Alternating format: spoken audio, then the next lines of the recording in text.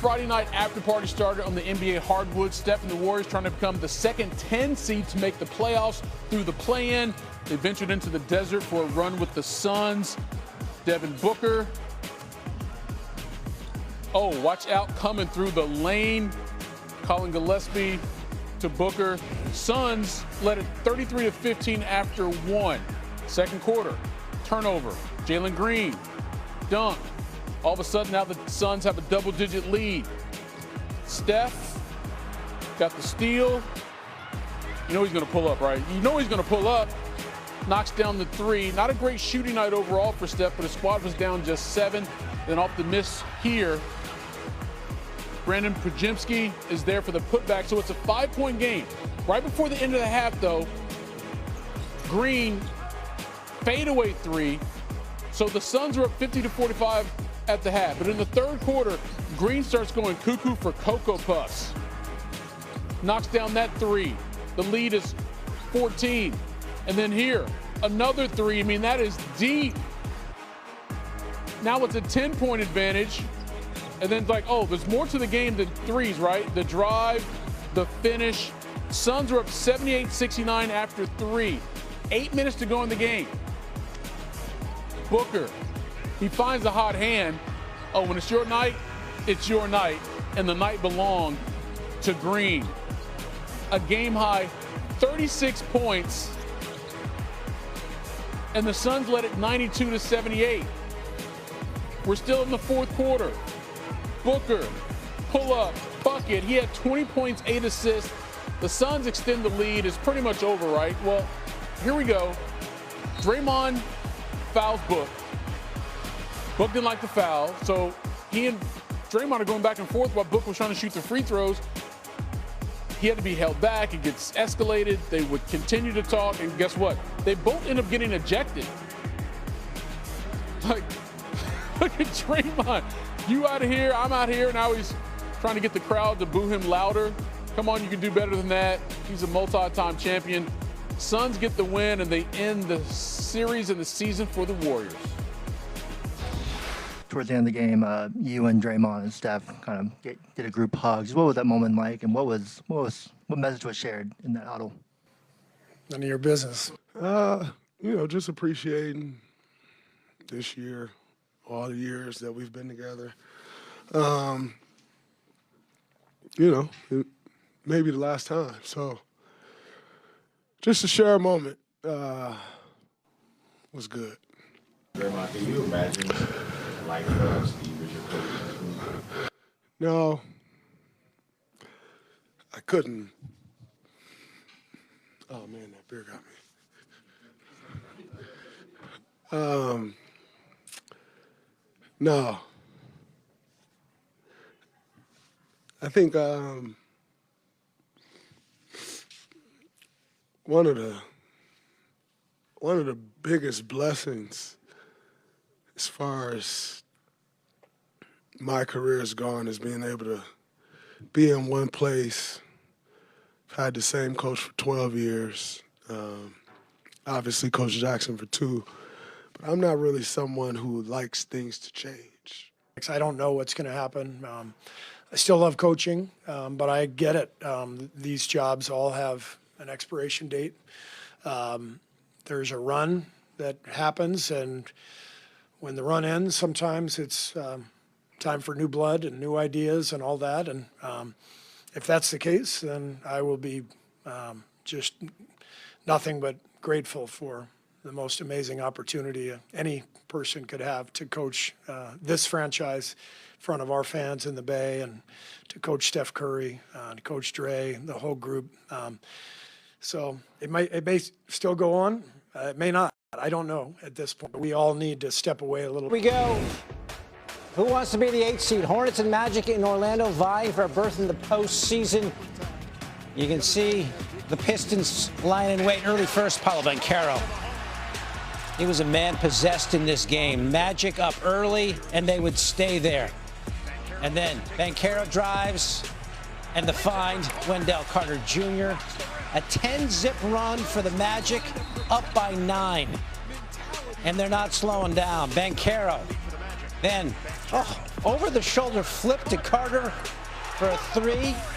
Carter had 16 points, 10 of his 16 in the first quarter. Just under 4 to go. Jalen Suggs, the Banchero to the bottom of the barrel. Another 10-zip run. Magic up 14 now. Banchero muscles it on in there and one. He had 12 in the first quarter. Magic up 22 after one. 22 points is the lead after one. Quarter two.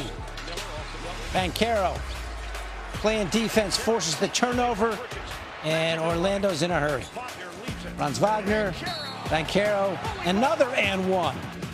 Couple minutes later, more good D from the Magic. And more pushing. And there's Suggs. Wagner with the alley-oop. Suggs had 12 in the first half. Last seconds, LaMelo Ball driving. Yeah. Wendell Carter Jr. playing his position. Hornets finished with more total turnovers in the first half than buckets. That's not good. Not exactly a nail-biter this one. No, I can't even ramp up any drama, Madeline. It's all Orlando. There goes Banchero. He had 25. Magic go on to win this one 121-90. That's the largest victory in play-in history. Magic move on to play the Pistons. Game 1 on Sunday. Paolo Banchero now at the podium. In a do-or-die game like this for your squad, not only to come out with a win, but to do it in this fashion, what do you think it says about your group? Just that we were, ready to fight, ready to extend our season and get our spot in the playoffs. Nobody wanted to go home today, so thought we just came out and played really motivated. Well, you said it the other night in Philadelphia, like you had to play better tonight. You knew that. Just how much of an urgency was there to do that from the jump and set the tone really in the paint? Yeah, just great players. You got to respond. That's what they pay you to do. You can't just settle for subpar performances. Especially in situations like this, do or die, win or go home. Got to show up for your teammates and set the tone. And so, I thought I did that. I thought, Jalen did that. I thought Anthony Black, Desmond Bane, everybody. I thought we all set the tone coming in. Wendell hitting 2 threes. I think it was just a full team effort. Paolo, kind of to Beatty's point, after the loss to Philadelphia, you said that the basketball gods don't reward you for being indecisive, but how would you say that your performance tonight was based off of a proactive mindset, maybe instead of being reactive and just, staying aggressive? Yeah, for sure. Like you said, like I said, hesitation doesn't get rewarded. And, I just wanted to come out and take whatever I wanted, in terms of not necessarily just letting the defense kind of trick me into, doing what they want. If they're backing up, I'm still going to drive the ball and make them have to react instead of just falling into their trap. And then when I want to shoot the three and I feel good about it, I'm going to take the three. And so just being confident, being decisive, and not hesitating, I think that was the main things tonight. What did you think of the defensive contributions of Desmond Bane? Obviously, Coach mentioned he 50-50 balls. He obviously had the tie-up with Miles there. What did you think of the way he impacted the game on that end? Yeah, he's just one of those players. He's the first on the floor. He's never afraid to get his hands dirty, get on the floor. He's in there scrapping for rebounds, picking up on defense. And that's just, says a lot about him as a player and as a person, to be able to, obviously everybody knows what he do offensively, but, he's not afraid to, put his head in there on defense and, make, game-changing plays. I think another play he had was when he stole the ball from LaMelo, I think in the third quarter, when they got it down to like 22. That could have been a game-changing play if they come down and score right there or whatnot, and he was able to create a turnover and us get a bucket on the other end. He was great defensively, and he's just a leader on the team. And so the NBA's longest active playoff drought remains active. Our NBA analyst, Danny Green, jumping in now. So, Danny, the Hornets beat the Magic 3-4 in the regular season. Completely different story tonight. Orlando moves on to play the Pistons. What did you see out of the Magic in this game? They threw the first punch. They came in with a chip in their shoulder. They were aggressive. They were upset that they lost to Philly. They felt like they let one get away.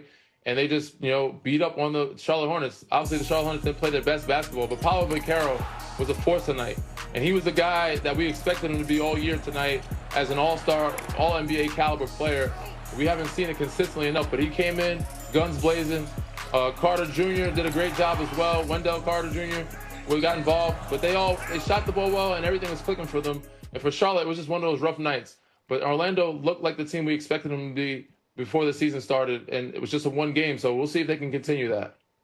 Now, as for the Hornets, they fought their way into the play-in tournament. Rookie Con Knippel had an impressive first season, but despite the energy around the team, they came up well short of their goal. How did the Hornets look to build off of this season? Well, Con, he was great all season long, like you said. I have him as Rookie of the Year, so he was nothing short of amazing. But this postseason, these last two games, he very much struggled. I think he's going to learn the most from this failure and not stepping up. When the lights are bright, you got to come in and show up to play.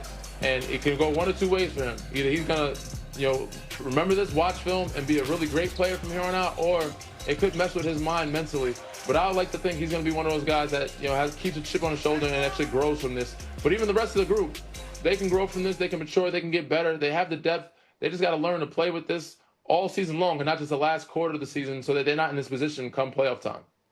Danny Green, thanks so much. Stay with us. We got to preview some of the weekend playoff matchups. 3 straight playoff series against Detroit since beating them way back in 1996. All right, we welcome Danny Green back. Danny, the Magic just smothered the Hornets defensively, took the fight to him, pushed them around. Not sure they'll be able to do that against the Detroit Pistons. What is it about Detroit that makes them a tough matchup for any opponent, really? I mean, they have a really good identity. Like, their identity is gritty. They have a defensive presence. They come in, they get physical, they get in your face. They don't back down to anybody. Guys like Isaiah Stewart, Jalen Duren, obviously Kay Cunningham leads the charge, but Asur Thompson, they have some young athletic guys that can run and get out. And they also have a mix of some vets in there, Tobias Harris, Karis LeVert. I mean, they're not a bunch of them, but they have enough of them. And then some two-way guys that have kind of come up and made a name for themselves while Cade was out. Dennis Jenkins, they call them the nasty boys because these guys, they get in, they get nasty, and they get to it. So I love what they've gotten done, what they've accomplished thus far this year, and it's going to be an interesting series against the Orlando Magic. Now let's look at the Western Conference, Danny. We've got another edition of the LeBron-Kevin Durant matchup, the 4th postseason matchup between the two. The Lakers hosting the Rockets Saturday night. Is there any way, though, that the shorthanded Lakers can make this a series against the Rockets? I know a lot of people are counting him out, but there is a way. And I kind of believe in what JJ has been doing. And I think he will find a way to slow it down, junk up the game, make Houston play in a half-court set because Lakers struggle when they get out and running. Obviously, LeBron James got to turn the clock back just a little bit, but those other guys are going to have to step up. Luke Kennard, Marcus Smart, DeAndre Ayton, and company, Rui Hachimura. And I think those guys last couple of weeks have been playing pretty good basketball, but they're going to have to play and make Houston play in a half-court set, trap KD, and make them force turnovers. And like LeBron said, you got to be grown men and box out because they're really good at the offensive glass. This team is led by KD. Obviously, Sengun is an unbelievable threat as well. But if you kind of cut the head off the snake, it gives you an opportunity to kind of stretch the series and make it go to 6 or 7, which you have an opportunity to possibly get back a Luka Doncic or an Austin Reeves. So I fully expect that Lakers will try to trap KD and junk up the game some. Yeah. Look at the odds to win Larry O'Brien's trophy. The defending champs, well, they lead the way, obviously, followed by the Spurs and the Celtics. Lakers, long shots. Health of Luka very much in question. Of course, they host the Rockets game 1 Saturday, 8:30 Eastern, 5:30 Pacific on ABC. All right, as promised, we bring Danny Green back in here to SportsCenter. I want to take a look at this weekend full of playoff matchups. And let's start with LeBron and the Lakers taking on KD and the Rockets in that round 1. LA shorthanded, no Luka, no Austin Reeves. So how can they even make this series interesting? Defense. They got to find ways to junk it up defensively, what they've been doing the last couple months of trapping, doubling, zoning up. But they got to trap KD. He's the head of the snake. If you take him out, it'll slow them down. They have others that are pretty good. Alperen Sengun and Reed Shepard and Amin Thompson play point guard, but they're just not ready yet. So if you can find ways to just make them play in a half-court set, it'll be in your favor if you're the Lakers because they are youthful. They are out and running better, and we know the Lakers struggle in defensive transition points. So if they can find ways to zone it up, they have to be offensively efficient, not turn the ball over, but defensively, trap KD. He seems to struggle with it last 2 times they faced him with it. Where's LeBron going to get any help from, though? I mean, he's got some guys. They've been there. You know, DeAndre Ayton's been in the finals. Marcus Smart has been in the finals. Luke Kennard's been around for a while. You know, Rui Hachimura has played in the playoffs. So those guys, they have some veteranship, some experience that I trust more than the youthful Houston Rockets experience, because you're still very young.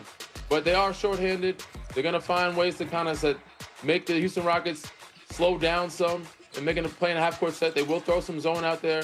And like LeBron said, they got to rebound. They got to box out, be a grown man, box out, get in there, do your job, and rebound, because that's going to change or make or break the series. Yeah, it'd be really interesting to see what version of LeBron we get here in the first round to get the Rockets. So with that series said and done, what about the entire weekend, though, Danny? Give me another series that maybe you find the most intriguing. I mean, for me, I think it's the 4-5 series on both sides because they're so close. So I'm going to go with the Toronto Raptors and the Cleveland Cavaliers, only because outside the New York Knicks in the East, I think the Cleveland Cavaliers have the most pressure outside of them, because coming into this season, they were expected to be a number 1, number 2 team in the East. You know, they've dropped down some. They added James Harden, but James Harden and Donovan Mitchell are 2 guys that have something to prove this year. And they're supposed to take this team to the Eastern Conference Finals. And you're playing against this young, fearless Toronto Raptors team with nothing to lose. I think it's going to be a lot of fun to watch this one as they go head-to-head. And let's be real, they didn't get James Harden to lose in the first round. They got James Harden to try to get to the NBA Finals. So that pressure you talk about, yeah, squarely in that backcourt with he and Donovan Mitchell. Danny, as always, man, appreciate it. Thank you.